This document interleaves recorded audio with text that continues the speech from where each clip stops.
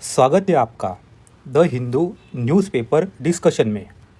आज है 24 मार्च। हमारा फर्स्ट PYQ ये क्वेश्चन आया था 2015 के प्रीलिम में। Consider following pairs, place of pilgrimage and location. Question कहता है which of above pairs is are correctly match. First, Srisailam, क्या ये नल्लामल्ला हिल्स में लोकेटेड है? Omkareshwar, Satmala hills. Third, Pushkar Mahadev hills. अगर हम हमारी 11 क्लास की एनसीईआरटी देखेंगे फिजिकल ज्योग्राफी, उसमें एक इंडिया फिजिकल का मैप है। हमें पता है श्रीशैलम आंध्र प्रदेश में आता है, वो ना लोकेटेड है नल्लामल्ला हिल्स में। यहाँ पे दिया है नल्लामल्ला हिल्स। हमारा फर्स्ट स्टेटमेंट बिल्कुल सही है। हम ना हमारा ऑप्शन बी हटा देंगे। फिर आते सेकंड स्टेटमेंट पे। ओमकारेश्वर, ओमकारेश्वर लोकेटेड है मध्य प्रदेश में, और जो सातमाला हिल्स है वो लोकेटेड है महाराष्ट्र में। तो ना हमारा जो सेकंड पेयर है ये ना इनकरेक्ट हो जाता है। यहाँ पे है सातमाला जो आते हैं महाराष्ट्र में, ओमकारेश्वर आता है मध्य प्रदेश में। हम ना हमारा ऑप्शन डी हटा देंगे। अब आते थर्ड स्टेटमेंट पे। पुष्कर, पुष्कर तो राजस्थान में, यहाँ पे दिया है महादेव हिल्स। यहाँ पे देखिए महादेव हिल्स जो लोकेटेड है मध्य प्रदेश में। तो हमारा थर्ड स्टेटमेंट भी हट जाता है। तो ना हम सी हटा देंगे, हमें हमारा आंसर मिल जाता है। महादेव हिल्स, पुष्कर वहाँ पे नहीं है। अब आते हैं हमारी आज के डिस्कशन पे। हम चलेंगे मल्लिकार्जुन स्वामी टेम्पल जो लोकेटेड है श्री शैलम में, आंध्र प्रदेश में। ये ना भारत में 12 ज्योतिर्लिंग है, उसमें से एक यहाँ पे ज्योतिर्लिंगा टेम्पल भारामरंबा मल्लिकार्जुना स्वामी टेम्पल। ये लोकेटेड है नल्लामल्ला फॉरेस्ट में, मतलब श्री शैलम में। यहाँ पे एक फेस्टिवल चल रहा है जिसका नाम है उगड़ी फेस्टिवल। यहाँ से प्रीलियम की लाइन बन सकती है। अब आते हैं हमारे आर्टिकल पे। ट्यूबरकुलोसिस मतलब टीबी, यहाँ से प्रीलियम का क्वेश्चन बन सकता है। WHO वो चाहते हैं दुनिया भर से 2030 तक हम टीबी को एलिमिनेट कर देंगे, और इंडिया चाहता है हम ना 2025 तक टीबी मुक्त भारत कर देंगे। इसके लिए ना 4 ओरल रिजिमन ड्रग्स लेने पड़ते। यहाँ से प्रीलिम क्लेम बन सकती है, क्या है? BPALM रिजिमन, जिसमें ना 4 टैबलेट लेने होते हैं टीबी पेशेंट को। फर्स्ट आता है बेडाक्यूलाइन, फिर प्रेटोमोनाइड, लिंजोझोलिड एंड मोक्सीफ्लोक्सिन यम। टीबी के लिए हमने एक प्रोग्राम शुरू किया था जिसका नाम है निक्षय पोषण योजना। अगर कोई टीबी पेशेंट है उसको ना न्यूट्रिशन सपोर्ट के लिए गवर्नमेंट हर मंथ 500 रुपये सपोर्ट करेंगे। अभी इसको बढ़ा के 1000 पर मंथ कर दिया गया है। टीबी के लिए हमने शुरू किया था नेशनल ट्यूबरकुलोसिस एलिमिनेशन प्रोग्राम। फिर हम आते हैं इस पैसेज पे। यहाँ से हमें समझ आता है हमने ना 2018 में एक स्कीम शुरू की थी जिसका नाम है Ayushman Bharat national health protection scheme. हमें प्रोवाइड करना है यूनिवर्सल हेल्थ कवरेज हमारी इंडियन पॉपुलेशन के लिए। इसके ना 2 कंपोनेंट आते हैं। फर्स्ट आता है प्रधानमंत्री जन आरोग्य योजना, ये ना दुनिया की सबसे बड़ी इंश्योरेंस स्कीम है हेल्थ सेक्टर में। सेकंड आता है आयुष्मान आरोग्य मंदिर, ये एक कॉम्प्रेहेंसिव बास्केट है प्राइमरी हेल्थ केयर सर्विसेज का in rural and urban India में। प्रीलिम में क्वेश्चन बन सकता है आयुष्मान आरोग्य मंदिर पे।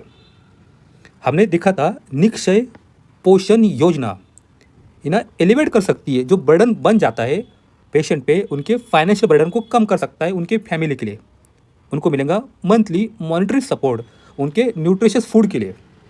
फिर हमने टीबी को हटाने के लिए एक कैंपेन शुरू किया था जिसका नाम है 100 डेज कैंपेन। यहाँ से प्रीलियम की लाइन बन सकती है, क्या है 100 डेज कैंपेन। हमें रिड्यूस करना है out of pocket expenditure prior to diagnosis TB patient का। ये आर्टिकल काफ़ी अच्छा था, यहाँ से मैंने सिर्फ प्रीलियम फैक्ट पॉइंट कवर किए।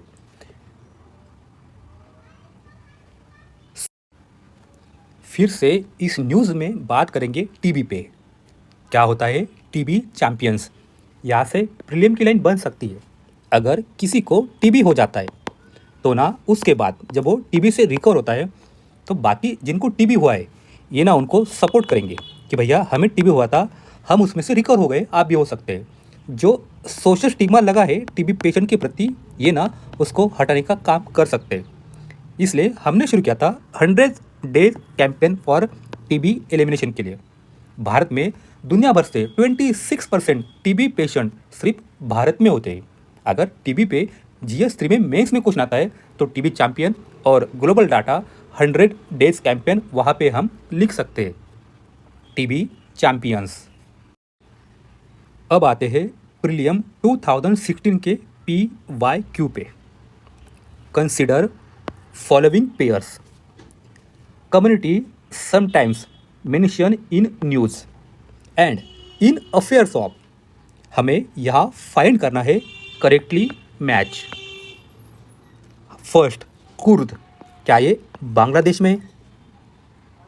मधेशी, क्या ये नेपाल में है? एंड रोहिंग्या, क्या ये म्यांमार में है? रोहिंग्या म्यांमार सबको पता है वहाँ पे क्या चल रहा है। तो ना जो थर्ड हमारा ऑप्शन है स्टेटमेंट, यहाँ पे बिल्कुल सही है। हम ऑप्शन ए ऑप्शन बी हटा देंगे। मधेशी पीपल ये ना नेपाल में, ये बात भी हमें पता है। लेकिन कुर्द, कुर्द ना किसी एक कंट्री में नहीं है। वो चाहते खुद का कुर्दिस्तान, खुद का कुर्दिस्तान। जब 18-19 सेंचुरी में ऑटोमन एम्पायर था, ऑटोमन एम्पायर, उसके अंडर में आज के बहुत सारे देश थे और उन्हीं देशों में बिखरा है कुर्द समुदाय, कुर्द कम्युनिटी। वो चाहते हैं उनका ना एक देश बन जाए कुर्दिस्तान। ये न्यूज़ ना और ये इशू 2015 से या उससे पहले भी काफ़ी करंट में रहता है।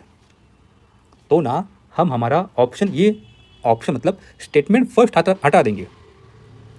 वैसे भी हमारे ऑप्शन में से फर्स्ट पहले हट गया था, हमें मिलता है सी आंसर। आज के टेक्स्ट एंड कंटेक्स्ट पेज पे यही बात फिर से कवर की गई है। Complex struggle for Kurdistan.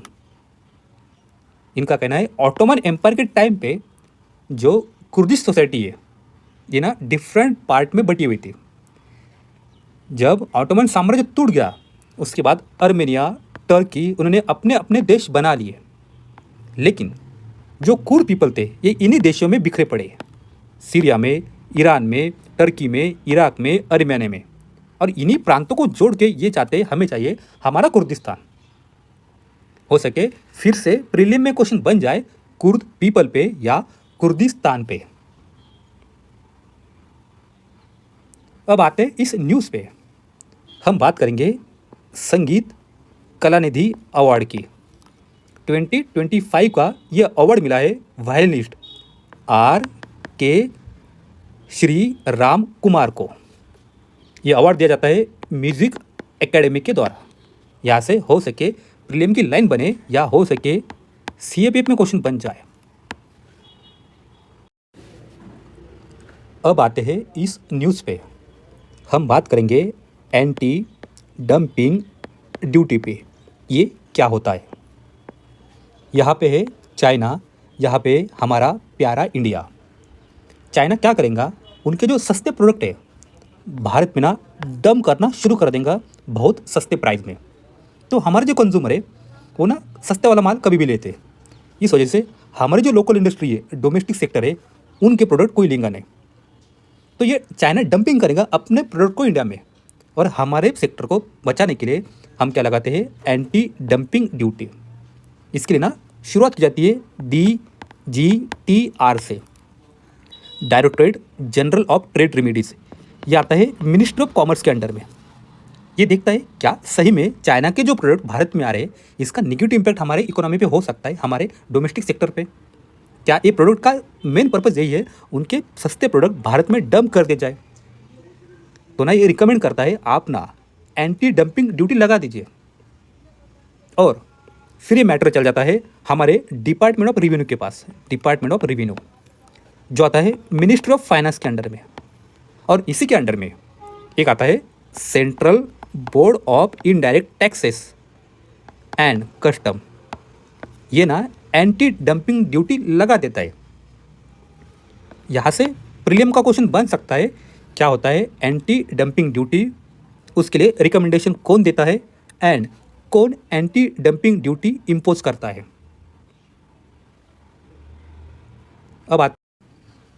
अब आते हैं हमारी लास्ट न्यूज़ पे। हम चलेंगे अंटार्कटिका, जहाँ पे हमें एक ग्लेशियर मिलता है जिसका नाम है थवाइड ग्लेशियर। उसी को कहा जाता है डूम्सडे ग्लेशियर। ये ना हर 4 महीने में 16.66 सेंटीमीटर से पिघल रहा है। और ऐसा कहा जाता है ये ग्लेशियर पूरी तरह से कोलैप्स हो जाएगा इस सेंचुरी के एंड तक। इस वजह से सी लेवल में 10 फीट का राइज हो सकता है। यहाँ से प्रीलिम की लाइन बन सकती है या फिर मेंस का इनडायरेक्टली क्वेश्चन बन सकता है। आज के लिए इतना ही है। Thank you.